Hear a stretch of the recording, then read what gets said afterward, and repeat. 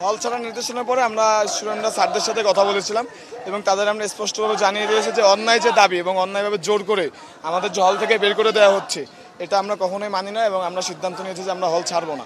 এবং সেক্ষেত্রে আমরা আশা করি আমাদের বিশ্ববিদ্যালয় প্রশাসন সাহায্য করবে। এবং আপনারা জানেন যে সারা বাংলাদেশে এই মুহূর্তে যে অবস্থা, বিশ্ববিদ্যালয় সবচেয়ে নিরাপদ জায়গা, সেইখান থেকে ছাত্রদের বের করে দেওয়া অন্য একটা চক্রান্ত অথবা উস্কানির কারণ হতে পারে বলে আমরা মনে করতেছি। এবং ছাত্ররা আজকে আপনারা দেখছেন যে শত শত ছাত্র আজকে গতকালকে থেকে আজকে আরও উপস্থিতি বেশি এবং এই উপস্থিতি আশা করি দিন দিন বেড়ে ৫৫% কোটা সরকার চেঞ্জ করতে পারতেছে না, অথচ ছাত্রদের ১৫ দিন অর্ধ মাসেরও বেশি সময় ধরে ছাত্রদেরকে রাস্তায় রাখতে বাধ্য করতেছে।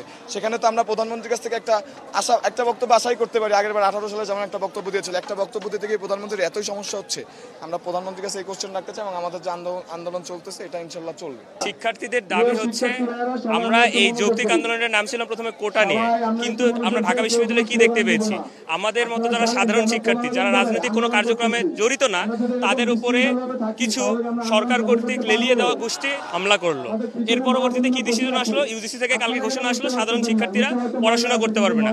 গত সপ্তাহ থেকেই কিন্তু আমরা অ্যাসাইনমেন্ট ল্যাপটপের জায়গায় আমাদের এখানে দেখেন আত্মরক্ষার জন্য আজকে লাঠি নিয়ে ঘুরতে হচ্ছে, আমাদের ঘোরার কথা কলম নিয়ে, আমাদের বসার কথা রিসার্চ পেপার নিয়ে, সে জায়গায় আমরা আজকে রাজপথে। আমাদের এই দাবিটা হচ্ছে কোটা নামক জিনিসটা বাংলাদেশের ক্ষেত্রে আমরা যে পরিমাণে দেখতে পাই 56% কোটা, এটা যৌক্তিক যে কোটাগুলো আছে, মাইনরিটি কোটা, নারী কোটাও আমাদের দরকার নেই, শুধুমাত্র প্রতিবন্ধী কোটা এবং এই সংক্রান্ত যারা হচ্ছে ডিসেবিলিটি অথবা আমরা যদি দেখতে পারি যে মাইনরিটি, এই কোটাগুলো থাকুক। তা বাদে বাংলাদেশে যেন আর কোনো কোটা এক্সিস্ট করে না হয় এবং এই কোটার পরিমাণটাও যেন খুব স্বল্প হয়, অর্থাৎ কোটা সংস্কার। এই কোটা সংস্কারের বিরুদ্ধে যারা আছে, আমরা যদি দেখি সরকার থেকে বিভিন্ন ধরনের আঘাত আসছে, এটা কিন্তু কোনো সরকার বিরোধী আন্দোলন না।